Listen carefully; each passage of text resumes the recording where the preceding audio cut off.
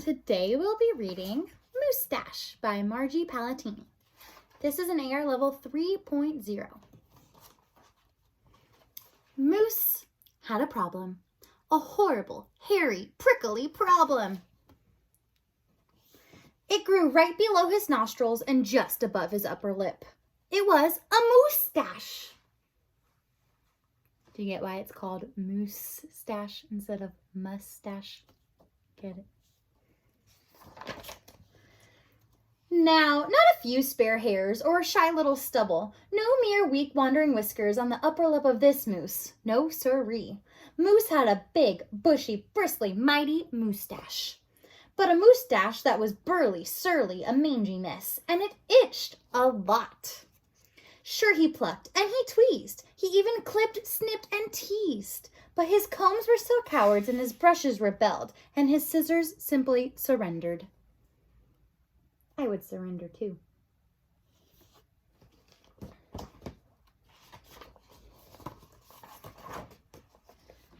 Moose was in a frizzy tizzy. The moustache was completely crimping his style. He was a great hoofer, but he could barely bop and hip-hop with the moustache going flip-flop.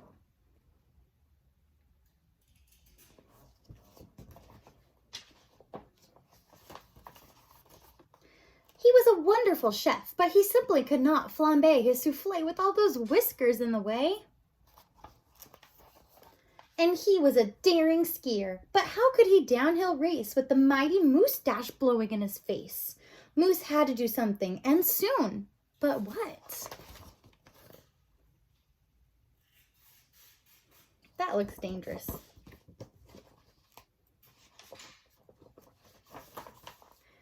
After days and days of much serious thought, Moose got an idea. He crossed some hair here, he crossed some hair there, and he tied his moustache around his neck. A moose scarf seemed to be the ideal answer to his problem. It was so simple, so easy, so perfectly perfect. A moose scarf.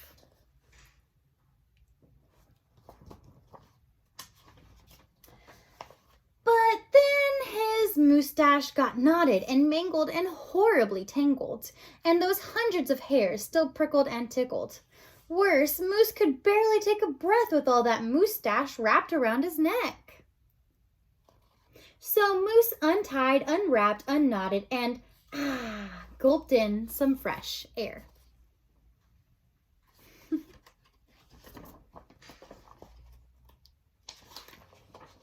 He got another idea. He parted some hair this way, he parted some hair that way, and he heaped all that moustache on top of his head. Moustachioed antlers seemed to be the ideal answer to his problem. It was so simple, so easy, so perfectly perfect. Until a squadron of squirrels and one very nosy gopher moved right into the Moose Motel. They huddled and hoarded, burrowed in and burrowed out. Needless to say, it became quite crowded up there on Moose's head, and heavy and messy.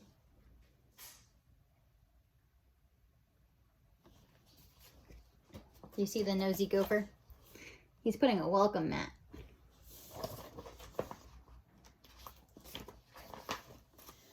And very, very noisy. The squirrely chitting and chatting, squeals and squawks woke Moose every morning before the crack of dawn.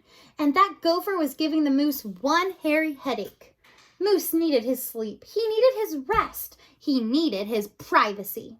Moustachioed antlers? Nuts, said Moose. So he unparted, unpiled, untwisted, and untwined and said adios to the hairy horns.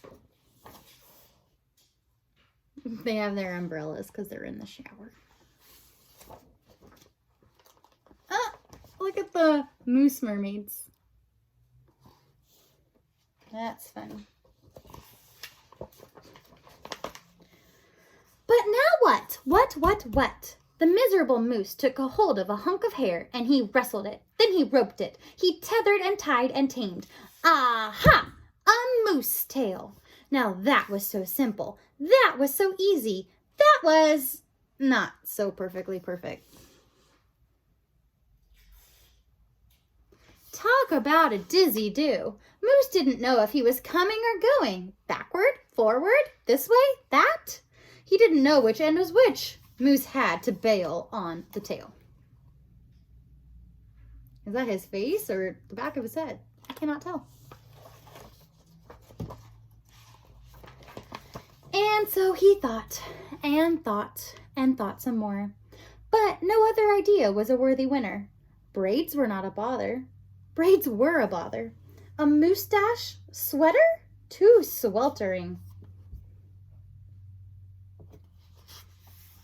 Net? Not. Poor Moose. His problem was truly terrible. Unbearable. Just downright sad. He felt so alone. He didn't know what else to do.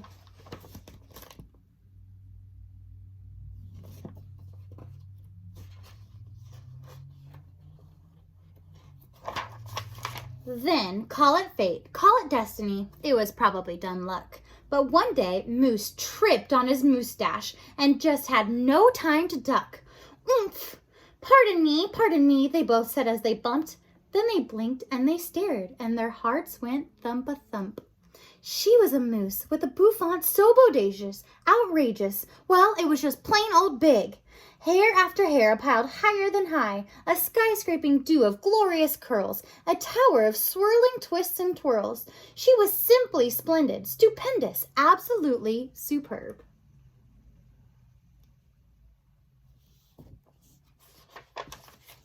Of course, Moose had to ask how she did what she did to get such a do.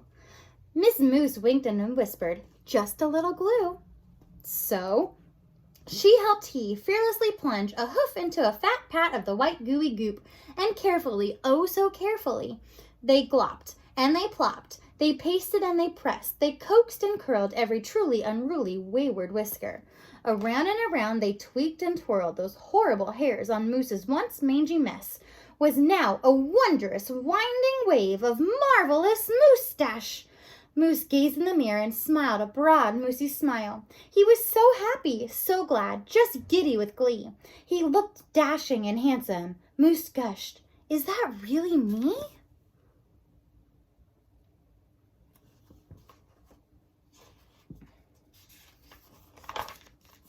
With not a care for one hair, the moose pair boogied and bopped. They skied downhill, even uphill, and their cooking was hot, hot, hot.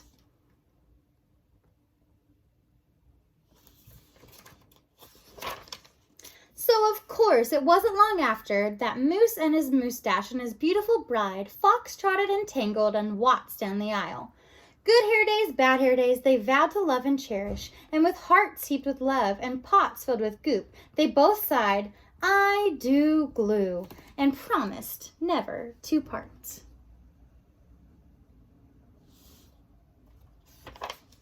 It was so simple, so easy, so perfectly perfect.